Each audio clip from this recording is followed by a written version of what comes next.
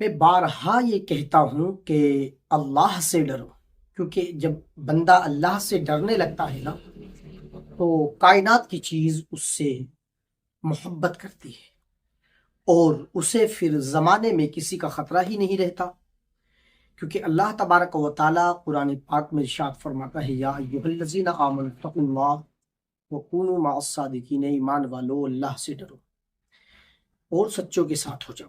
اللہ سے جو بھی ڈرتا ہے زمانے میں وہ ممتاز ہو جاتا ہے۔ آپ نے سنا نہیں، ایک بادشاہ نے ایک اللہ کے ولی کو شیر کے ایک پنجرے میں ڈال دیا، وہ ان سے ناراض ہو گیا، اللہ کے ولی سے بادشاہ۔ اور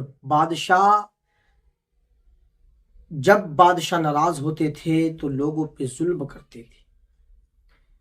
یہاں بھی یہی ہوا، اللہ کے ولی کو شیر کے پنجرے میں ڈال دیا۔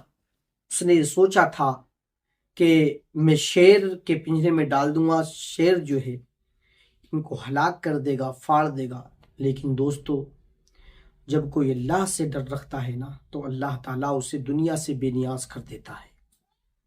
جب بادشاہ نے ایک اللہ کے ولی کو شیر کے پنجرے میں ڈالا تو اس شیر نے جب آپ کو دیکھا تو دوڑتا ہوا آپ کے قریب آیا، آپ کے قدموں میں بیٹھ گیا، اور بیٹھنے کے بعد آپ کے آگے اس نے سر جھکایا اور اپنی جیب سے آپ کے قدموں کو چاٹنے لگا، چومنے لگا۔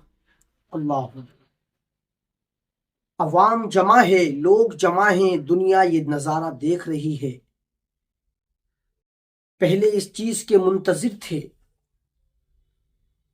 کہ آج یہ شیر ان کو پھاڑ ڈالے گا، لیکن جب بادشاہ نے اور عوام نے یہ نظارہ دیکھا کہ شیر نے پھاڑنے کے بجائے ان کے قدم چومنے شروع کر دیے ہیں، چاٹنے لگا ہے، تو بادشاہ حیران ہو گیا۔ اور بادشاہ کے دل میں ان کے لیے اتنی عزت ہو گئی، بہت سا پنجرے سے باہر نکالا، اور پنجرے سے باہر نکالنے کے بعد آپ سے پوچھا گیا کہ جب شیر آپ کے قدم چاٹ رہا تھا تو اس وقت آپ کیا سوچ رہے تھے؟ تو دیکھیے، اللہ والوں کی شان بھی کیا شان ہوتی ہے، وہ جب بھی سوچتے ہیں شریعت کے بارے میں سوچتے ہیں۔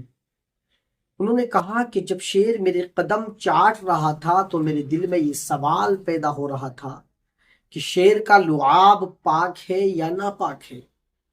شیر کے چاٹنے کی وجہ سے میرے پیر کہیں ناپاک تو نہیں ہو گئے؟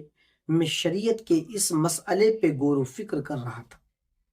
تو دوستو، اس سے پتہ چلتا ہے کہ جب کوئی اللہ سے ڈرتا ہے اور اللہ رب العزت کا خوف اس کے دل میں ہوتا ہے تو یاد رکھیے، اللہ تعالیٰ ہر چیز کی محبت اس کے لیے، ہر چیز کو حکم دیتا ہے کہ وہ اس سے محبت کرے، اور کائنات کی ہر چیز اس سے محبت کرتی ہے۔ ہر کسی کے دل میں اس کے لیے محبت پیدا ہو جاتی ہے۔ تو دوستو، کہنے کا مقصد یہ ہے کہ آپ اللہ سے محبت کریں، اللہ سے ڈریں، زمانے میں آپ ممتاز ہو جائیں گے، بے مثل ہو جائیں گے، بے مثال ہو جائیں گے۔ لیکن شرط یہ ہے محبت کی جائے اللہ سے ڈرا جائے، خوف خدا ہمارے دل میں ہونا چاہیے، ہم پہ لرزہ